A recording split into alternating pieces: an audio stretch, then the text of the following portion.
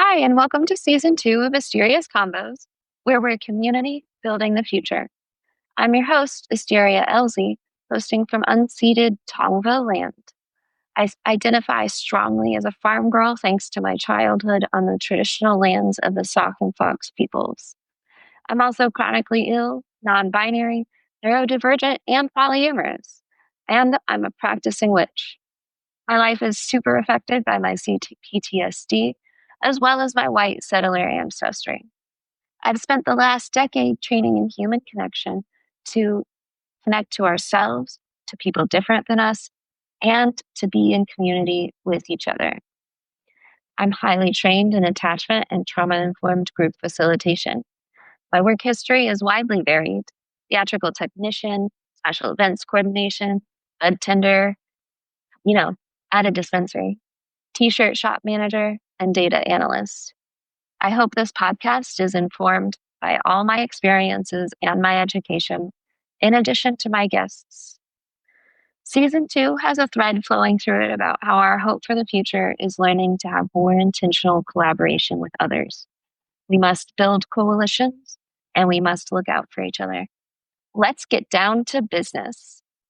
Hi, and welcome to Asteria's Combos, where we're community building the future. I'm going to let today's guests introduce themselves, name and pronouns, and what identities you lead with, while I stand up and light a candle for our recording today. Wonderful. Thank you. And thank you for having me. I'm Claudia de Vasco. My pronouns are she, her, hers. The identities I lead with are a first generation Mexican American neurodivergent mother and arts leader and change maker is how I like to think of myself. How recently did you figure out you were neurodivergent? I think officially within the journey started about 4 years ago. But in that discovery, I realized that I've always known, but I didn't know how to describe it or what exactly my version of that was. What does that look like, always knowing? I always felt a little bit outside of what was considered societal norms in my behaviors and the way I communicated.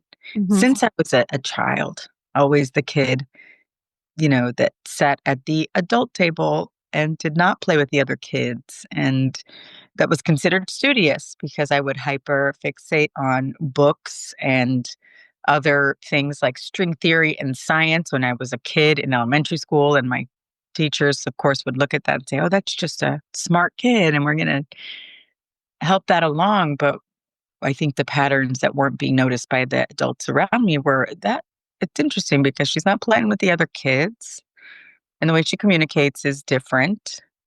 And I had other additional behaviors and habits that were just uncommon, or I should say, attributed to holistic and neurotypical behavior. So I had a lot of repetitive habits and movements. There are videos of me as a kid spinning around in circles for just forever. I don't even think they what that meant. Oh, no. Probably they didn't, but that's just such sensory seeking behavior. And all my sensory things were around since I was little, from very specific food needs and environmental needs, always being cold, only liking to wear certain clothes, being a hater of socks, all those typical things. And then as an adult, what that looked like before I was diagnosed is I always felt that the way I was moving through the world didn't line up with the way I knew I thought of myself or what I wanted to do. Yeah. And knowing that I needed to get certain things done or get on a certain track and just finding it so difficult and wondering, is it really like this for everyone? Is it this hard? This hard for everyone. That's been my experience. Is like, why do I feel like I'm absolutely struggling through every day? Yeah. I asked myself that so much in my 20s when I was starting to be independent and figure out what I wanted to do with my career. And I tried to convince myself this must be how it is for everyone because, as far as I know, I'm I just like hear life is hard. So hard, right? So I guess this is what we all go through, but it wasn't, it's different. it's different. And I think my doctors tried to attribute it a lot to like anxiety. Yes, I got told I was anxious, anxiety, that I had, you know, that other health issues that I had were attributed to anxiety. Turns out, no, they are totally related to being neurodivergent. Yeah. Mm, But yes, it was the same. And I used to have what I thought was depression very consistently, about once a year. But I remember seeing my doctor, my therapist, and they would say, "This isn't depression." And, so they wouldn't treat me for it. And I would understand because they would tell me you know, what the diagnosis or what the symptoms would be for actual depression. And I'm going, okay, you're right. I'm not that. But then why do I get to this period of it being so hard? I've now pinpointed it as burnout Yeah. that I would reach from having to mask and go through the world not knowing how to cope. And what's amazing is when I finally started figuring out how to deal with my neurodivergence through the support of, care providers, therapists, family, my husband, I don't get that anymore. It's been years. That's great. And it's, I think, attributed to the fact that I can now, I see the pattern of when it's coming on. So I know how to, uh, what tools I need to use to take care of myself and make sure that what I'm doing is more sustainable. And it's been great figuring it out. And also, at the beginning, I mourned for the younger version of myself that needed that support Yeah. and those tools, and I never had them. Yeah. I've had a lot of grief for that as well. And for being told that I was normal and I just needed to be myself, but being myself really made people not want to hang out with me. Yeah, Yeah. me too. Yeah. Okay. So what's your work in the world? My work in the world, I work in the performing arts, and more specifically as a performing arts nonprofit leader. I'm going to start with the purpose and what my work is about first. My work is truly about changing and transforming communities through the performing arts. Yeah. And that's been the through line my whole career, even when I don't think I knew it was my through line. More specific, and even more specifically, what that looks like is that I'm a managing director of a performing arts center, a historic venue in Houston, Texas, where we present all kinds of performances and shows in a 9-month season that are always free to the public. Always free. Yes. What a great way to support the community around you. Yes. I was so excited to be hired into this position and to take it on because of that, because of the just complete alignment with what I knew my purpose was in the work. What are the audiences like that come to a free show? They are so diverse and everything you can imagine Yeah. under the sun. I mean, what's wonderful is because we are in what is considered the most diverse city in the nation, which sometimes folks are surprised to I hear. am surprised to hear that. And I think it was even, I can't remember if it was in the New York Times or the Economist, but at one point it was considered more diverse than New York. I think it might still, in that it's incredibly diverse and also integrated more so than other diverse cities where Oh, it's yeah. segregated.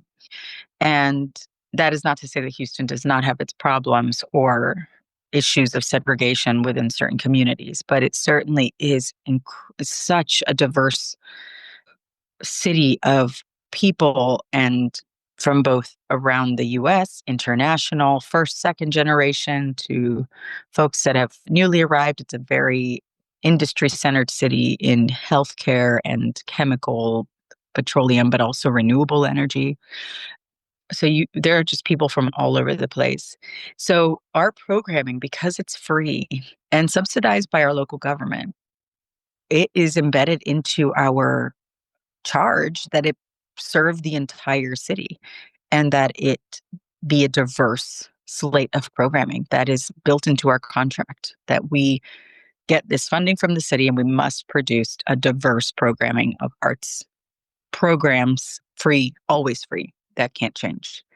Yeah. And that means that we get to program all kinds of culturally specific programs, Mm-hmm. uh, but also one thing I'm really trying to focus on is bringing in the next generation of audiences, which I know a lot of arts organizations are trying to do, and figuring out how do we do that and what kinds of programming brings younger folks in. But the truth is that we have a really healthy mix of children to older adults, young folks, all backgrounds.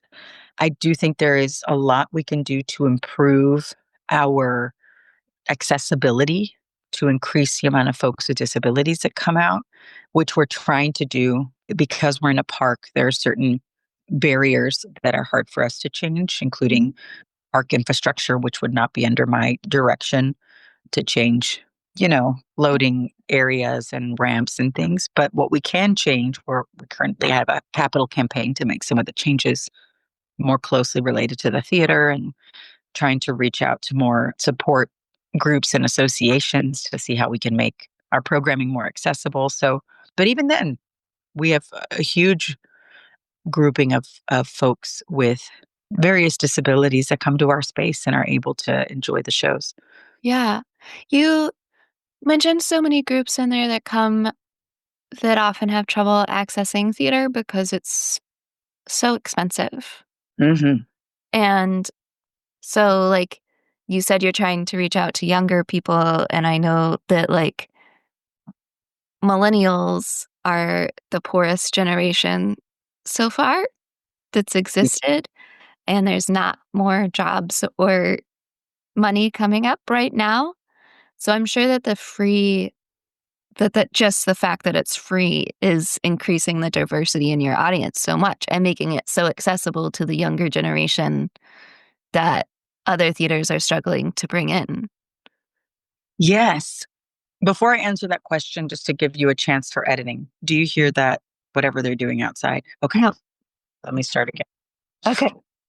Yes. So that is, I'll be honest. One of the things I'm trying to work on is data collection and tracking a little bit Yeah. more specifically. We have a unique situation at our venue that there's no egress or ingress. There's nothing containing the audience area. There is a Yeah. portion that's ticketed and seated, but it's only 1,700 seats. Most people like to sit on our hill behind those seats, and anyone can just walk by and put a blanket down or sit on the grass and watch the show.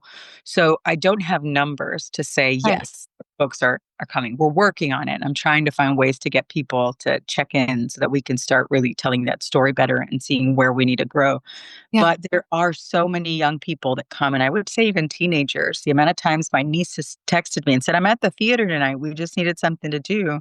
And really, what I'm hoping, or what we hope as an organization, is that by being free, not only are we accessible for folks who can't afford to maybe buy the other tickets around town, but that it's the one of the easiest things that you could do, and that our tagline is "What's on at Miller." You could say, "I have nothing to do tonight." Maybe there's a show. There's always going to be a show between March and October on the weekend, and people can just pop in, and they Yeah. didn't spend $100. So if it's not your thing, you can go, or you're just a lot of people are there for the experience, to have a picnic under the stars and be in a crowd of thousands of people watching something. It's a place for people to get together and bring their own communities. And that certainly happens with several of our shows that are annual shows that have become traditions in Houston. But what's really special is we have organizations like the Houston Symphony and the Houston Ballet, Mhm. which are, our major two of our major arts institutions in town that have been providing performances at our theater for decades. The symphony from the beginning. And what I'm hoping that we could start doing, as we're starting to get better at understanding who the audiences are and collect the data, is serving as an outreach asset for them in a more deliberate way. already it's understood that they come and bring their performances and they know that this is a service they provide to the community, and hopefully introducing people who haven't bought tickets, who maybe can't afford it, to the symphony, to the ballet, to the various 40 plus other arts nonprofits that perform at our venue. But what we're working on within the organization is to figure out, how can we be more deliberate? How can we provide connection to those people? How can we engage those people more consistently so that they feel like they can be part of an artistic community? And that's what I find really exciting about Yeah. the venue. So that brings us to, how are you building community? How are you trying to integrate more people into the community? That is, there are several ways. On the one hand, it's always helpful as a new leader because it's part of my job at the beginning. And I would say the beginning is still now. I've been there over a year and a half now, but it still feels like I'm in this listening tour of Yeah. meeting with our producing partners and understanding what their needs are as organizations, figuring out, how do I align ourselves? How do we help out? How can we align our strategies with their strategies? So there is the community building I'm doing with the artistic groups that perform with us, and not just meeting for the purpose of having a production meeting or what can we trade, but really trying to become part of their artistic communities and see their shows and understand what their challenges are and how they fit within the Houston landscape of arts. But the other thing I've been trying to do, and this is something that's, I think, a practice that I do no matter where I've worked, and part of my own style of arts management, is to engage groups that aren't necessarily directly, that there's not an obvious link. So, neighborhood associations or community groups for various cultures or neighborhoods here in Houston. There's a conservancy that is a park conservancy that is oversees the park that our theater is in.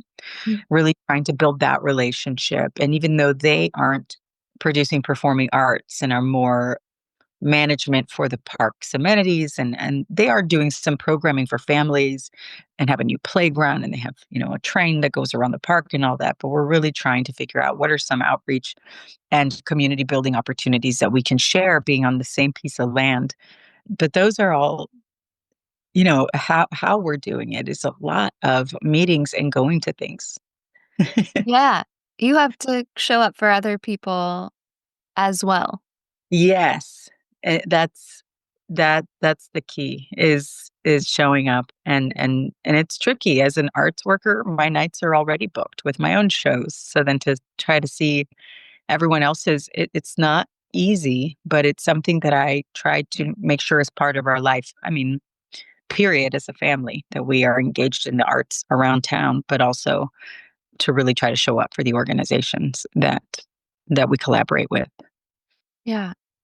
How do you find that your identity as a Mexican American affects your work?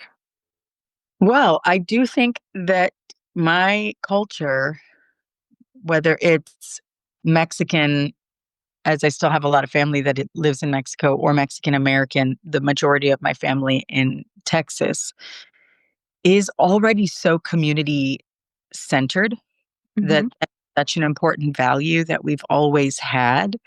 Yeah. So I have found that even before I was an arts leader, there was always an inclination or a craving I had for being surrounded by people. And what's interesting too is, because that idea of community is built around family. There's different communities, of course, that we build. Sometimes it's a shared interest or a shared faith practice, but with family, the shared thing is just relation. And within our family, there is diversity of belief and thoughts and experience, and yet there is a community that's still bound there. Mhm. So I feel that that has influenced the way I have approached community building in my own life, in that I've always sought for communities, even outside of this is my theater community, or this is my whatever else community, but it's who are just the people that make up our village. And that has influenced the way I even see the work that we're doing now. Because given that our work is so diverse, that we do everything from a cirque performance from a group that does Burning Man shows to traditional Indian cultural dance to the annual Juneteenth show, to Motown Soul Night and then a 90s mixtape evening. Yeah. It's all over the place. So what we really try to lean into based on that same value is it's all so different, but what's the thing that brings us together? What is that value? What is the connective glue? And trying to really help our organization understand that and lean into that in order to keep it alive. What are Especially you, Mhm. sorry, what are That's you finding as the connective glue? I'm finding that the connective glue is a few things, and these are explorations we're having. And I'm still getting to know the organization from I within. trust your pattern recognition quite a Yes. bit. My pattern recognition is good. What I find the connective glue is is honestly the need for breaking bread with people in person. And especially Wow. as we are moving towards, I think AI is going to bring us, speaking of patterns, I think AI is going to bring us full circle back to needing people in person again when suddenly everything online is questionable. That's going to be an opportunity for in person and real connections. But what I have found, and I think this is an interesting thing to bring up because, of course, having come from the theater, you know, I think it's hard sometimes for the theater community to say, well, the thing that brings people here is the bar. You know, they want to come have a drink and a snack, and then we're going to make them go sit down to the theater. It's hard for us to kind of move away from really thinking that the value is what's on the stage. And by this, I am not saying that our work on the stage is not valuable, but rather that in such a diverse grouping of folks, some of whom are arts aficionados who go to the symphony, go to the ballet, come to our shows every year, and others who were walking through the park and needed to find something to do with their family and have never seen a show of any kind before Mhm. and will sit down and go to the snack bar and sit there with their 10 family members because they were like, yeah, let's stay. It's free. The connective glue is that coming together and having an experience among other people and doing it over, a glass of wine and some hot dogs or a charcuterie board, depending on what people bring. And for us, I don't think it's anything.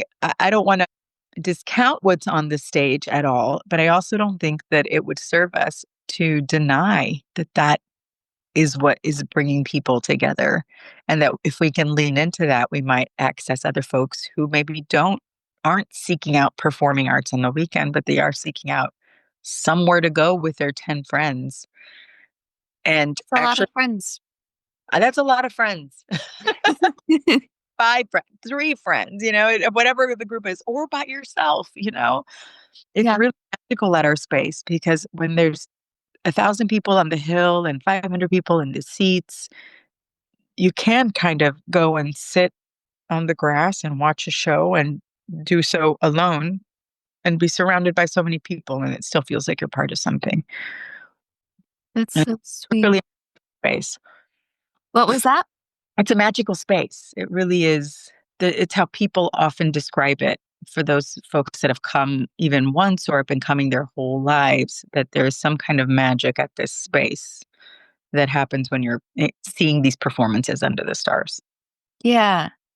I definitely believe that this is a very personal belief, but believe that land picks up like energetic signatures. So if you've been doing these wonderful performances for free for the community for decades in the same spot, like the land's gotta have picked up the magic of that and the feeling. How do you, when you're programming, do you think of performances that will like make people want to sit down, or how do you bring that thought into programming? Yeah, well, Two ways. So we have two main series, Miller. The first one is that we have a we don't have a name for it. I want to find a name for it, but it's sort of our producing partner program where local nonprofit arts groups apply for a performance spot. And then it undergoes a review process because we're related to the city and it's, open to the public. We want to make sure that it's always family friendly isn't the word. Not every show a 4-year-old is going to want to see, but we have to make sure that it's accessible, that if a family does show up, that there's nothing on our stage that's not going to be appropriate. So it goes under a review process, and then we offer some funding to help them put towards the cost of their show, which is never the full cost, but they have to end up, raising funds or, using their own organizational funds to do the entire production.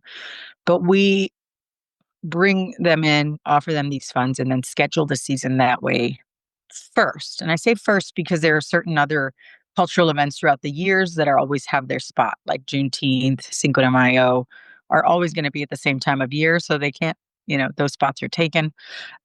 But in general, this is the first step of curating the season. So what we do first is see what are they producing. Yeah. And how does that look this season? And some of those producing partners, they do a similar show every year, and they do it every year because it brings back folks who've been doing it for, over a decade, and they want to come see that same show. Yeah. Others are, we have a music institute that uses their show at Miller to be sort of the end goal of their music program for kids in underserved communities that they teach music to. Okay. Get the opportunity to perform on our stage with an invited professional musician that they bring from around the world. So they're playing with professional musicians, but it's the final step of, graduating from their program. They do that every year. Even though the music changes a little, it's basically always Latin jazz.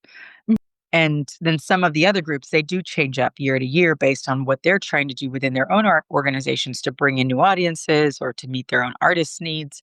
And so I look at that and go, where do we need to balance the season? And from there, I get to explore other show ideas and round it out. So that's really what I'm looking to do every year. I think it's a little bit different. It was really clear that this year we needed elder millennial and younger shows to round out the season. Yeah. And that's how that 90s mixtape show got thrown in there. What's a 90s mixtape show like? Is it like musicians? Is it dancing? What's it A like? little bit both. So there's they curate the show. These producers bring together 4 artists, performers from Broadway, Mm-hmm. a live band, and they, there's some staging, there's group singing, there's solos, there's a lot of medleys. So strung together, like the strung together grunge section. Yeah. But it's everything from early 90s crisscrossed to Britney Spears, Nirvana, Alanis Morissette, Whitney Houston, to sort of a review of music. And this is something, again, going back to community building and not being so precious about the work. I think that's the benefit that we have in being free and understanding where we are in the community. The fact that we can host something as prestigious as the symphony and that they bring their work to our stage, but also can do these fun, not that the symphony's not fun, but these kind of just a 90s mix show that's going to be fun. There's nothing. Yeah. A lot of theaters are so precious about things needing to be, and that comes from the board. It comes from pressure from the big donors who are often very, the only Who word might I can think have for a this lot is of like opinions. highfalutin.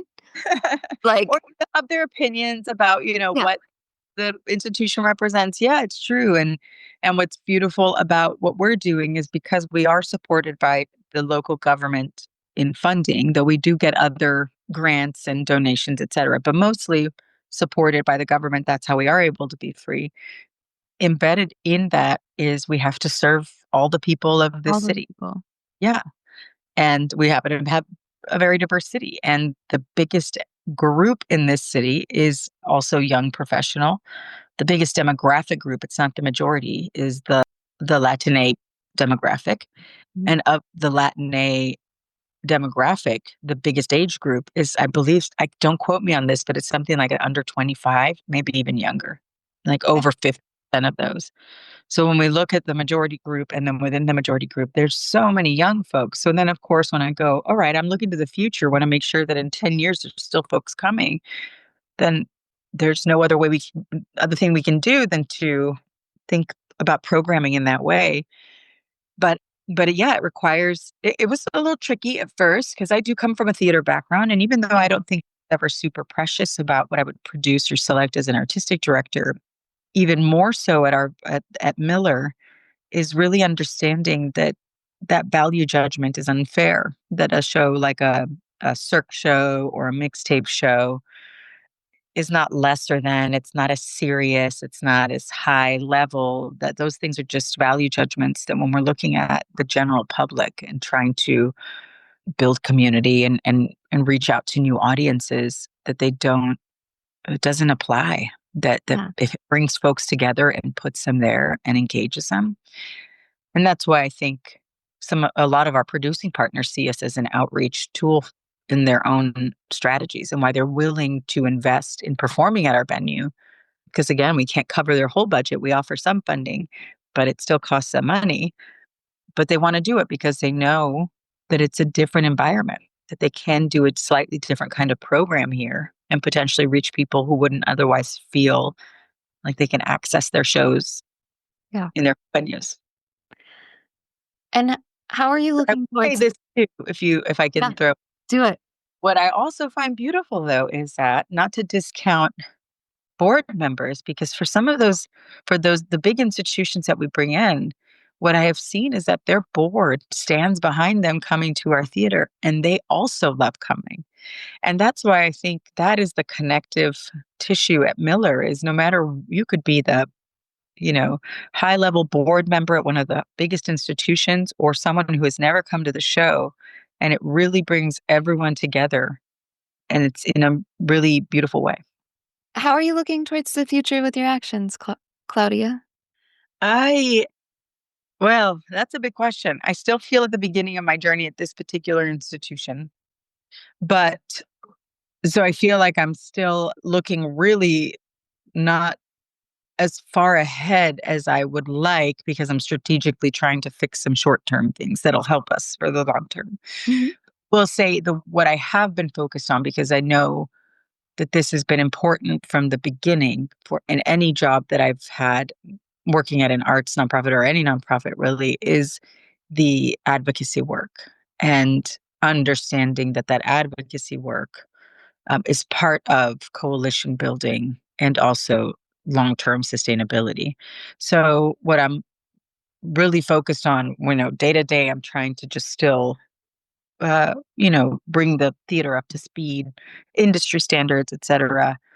But the long-term work that I'm making sure that I'm committed to and looking to is setting a foundation for in that coalition building. Who am I building coalitions with? What advocacy work are we engaging in? What I am engaging in? How can I improve the story of our venue, but also of the arts in general in Houston for long-term sustainability? Because I know that work doesn't reward immediately. It's all incremental and long term. And that even if in the end I am not here anymore in however many years, that if that work hadn't been started but then continued, and there was that work had been started at Miller, but again, it's part of me continuing it, then, you know, it's too late, because it just needs advocacy work is consistent and long term. In general, in my work, I love the seventh generation theory or model, What is that that? brand. It's that brand there's a brand named after it. You get it at Whole Foods, a seventh generation, like soaps and napkins, or like sustainable, clean product. But the idea behind that is based on the idea that we need to be looking 7 generations into the future, and how our actions and what we're establishing now will affect 7 generations later. That is the amount of time it takes to truly affect Wow. like change. And so that is the long ways to look out when you're running a mid-sized arts organization. But that idea of looking towards what would be next is always on my mind, and thinking of not just what am I doing for reward in the moment and how can I improve the theater today and within the next year, but what are the foundations that we are laying today that are going to be in place or be the precursor to something in 5, 10 years in a next generation, to ensure that we are still offering free performing arts as a service in this city. And what's really beautiful, I think, and also symbolic, and when I was hired, is that I was hired at the end of the 100th anniversary season at Um, Miller.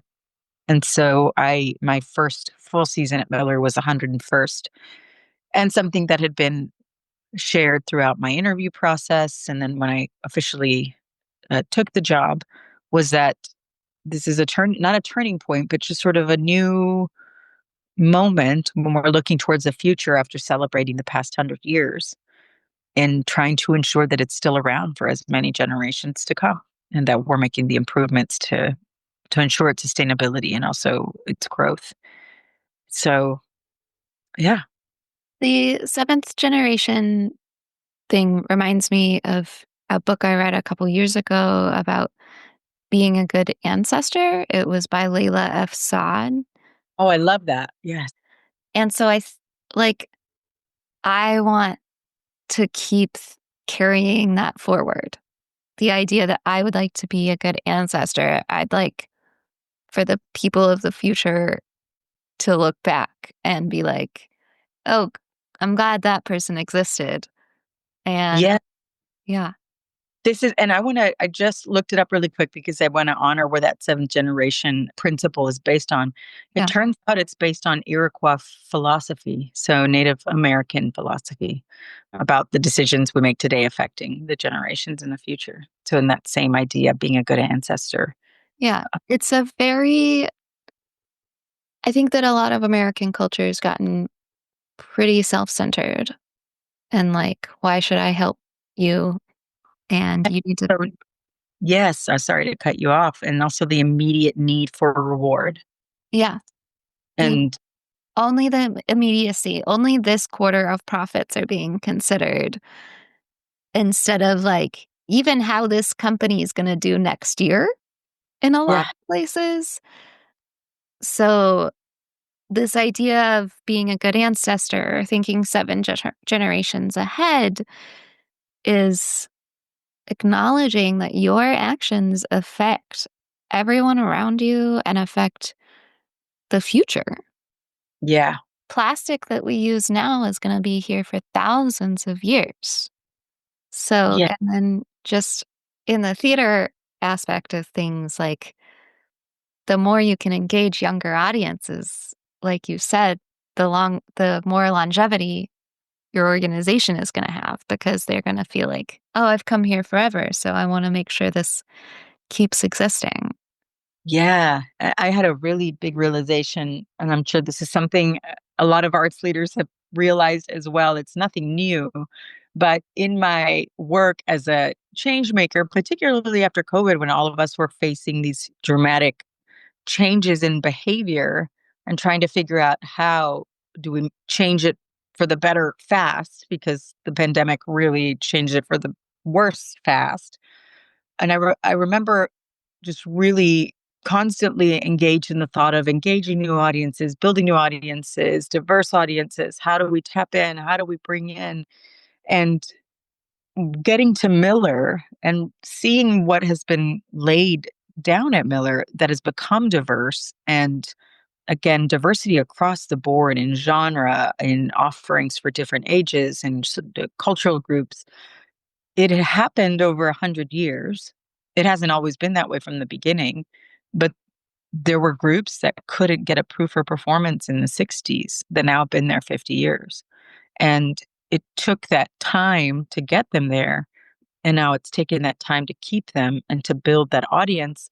And I had this realization of, as much as I keep saying I need to bring in younger audiences to secure the future, I'm realizing how slow that actually is and how this is probably just what every arts leader every decade is doing. And incrementally, we're putting in those 90s mixtapes. Like, we're not doing a whole season of 90s themed show. It's just, I need them here and there so that Yeah. by the time Gen Z is my age, we're starting to pepper in, you know, some Billie Eilish. Not that that's the only person Gen Z likes, but you know what I'm trying to find off Yeah. the top of my head, like who would be there when they're in their 40s. Like, do you remember that singer? We should bring her back. I hope Yeah. she's successful then, but just that realization of, oh, this is how it's always been. This is the charge of every arts leader every decade is we need new audiences. And yes, after COVID, we needed to push it a little bit more and get really creative and try new riskier things perhaps, or big ideas on how to engage folks. But also it's just the forever journey of making change is slow and consistent, and recognizing that that work is being done, even though it might not look in the moment like a huge transformation or win. Yeah. And it's, you're, you know, someone who is a change maker, or if you consider yourself an activist or someone who's really trying to innovate, but yeah, it's slow. It is. It's hard to look at things and be like, well, what can I do? And the answer is kind of keep on keeping on, Yeah. because culture is made slowly and change is made slowly. And if it's fast, it's violent. Yeah. And back to your community building, the whole community building by showing up for people, it takes time. It's not like we love bomb a community. It's not necessarily building a foundation or a relationship or a pattern of behavior that is trusted. It's just it takes time, and I keep having to remind myself that. It's one thing that also came up for me a couple years ago when I was still running a theater, which is I heard of a couple of or I've witnessed one example and heard of another one. One of them was, I think it was in either in Oregon or in Alaska, a group of indigenous kind of arts and culture center based in the indigenous group of that region. And I forgot what state it was in, but they were a trade only community. So no money was being exchanged. And they were trying to figure out how to keep their organization sustainable. And I was hearing this story from a consultant. This is totally paraphrased and from my memory. But what I took from it was that the work they were doing, they were realizing needed a change in cadence. It needed to slow down, but that was already embedded into their indigenous and Native American sort of culture, that it didn't need to be fast, that it didn't need to change overnight, which I find interesting, remembering that this 7 generation principle of the 7 generations in the future is based in Native American philosophy as well, because that's slow. And the other example that I witnessed firsthand was of a nonprofit cultural group in San Antonio that I think is doing amazing work. And it is the Esperanza Center in San Antonio. They are a group that engages in historic preservation, arts and culture. They do some programming, they do festivals, they engage the community. What they are building is in the west side of San Antonio. Is they had bought a whole piece, like a whole block of historic houses that were going to get torn down, and purchase them. Mhm. And they are rebuilding and remodeling them with the use of community work. So the community is engaged in the creation of these spaces, but the creation of those spaces is part of the program. What is So the intention with the houses? when I visited in the back of the compound is not the best word for it, but it's like a plaza and all these casitas, and in the back was a pottery studio. Mhm. Was only serving the women of that community, or people of that community, not just women. When I went there, it was mostly women, but they get free classes, and then the work they create, they sell in their shop, and that money gets invested back. I believe they get that money or it gets invested back into the organization. Don't quote me, but they had a studio. And when I went, they were also building out a museum and to honor the history of the west side of San Antonio. And then on the other side, there was an event space where they had workshops and classes. And but the people who were literally cleaning up the yard and helping build and reconstruct these houses were the community members themselves. Yeah. And it is taking, from what I could see, a long time to complete it. But I think it's because, this is my words, that completion isn't the only goal, that it's the community built around building it that is also the goal. That is not to say, again, please don't, nobody quote me on this if y'all go look them up, but everyone should look them up because they're doing amazing work. And I think they're an excellent, but I'm sure they have contractors that they're also engaging for permitting and all sorts of things. But it was really beautiful to see the work that they were doing and that it was, again, based on this, what I could see principle of slow. There's no need. Could we build this overnight and get a contractor and spend millions? Sure. But then where's the community building along the way? And where is the rush? And where's the rush, right? Yeah. And I keep those two organizations in mind, even in my work now, where, I'm not building anything or, that's not the model for our nonprofit. But as we are creating change, I keep reminding myself there is no hurry. The change is now. So as for being intentional in the moment, if I'm laying that groundwork now, then the change is happening. I'll be able to see it in hindsight, but it'll also be change that is set up for the next leaders. Yeah, that's great. And what are you here to promote? That's an interesting question. I don't know how to answer that. That's okay. You've promoted Miller Outdoor Theater a lot, and you've already promoted the Esperanza Center in San Antonio. Yeah. And do you have any?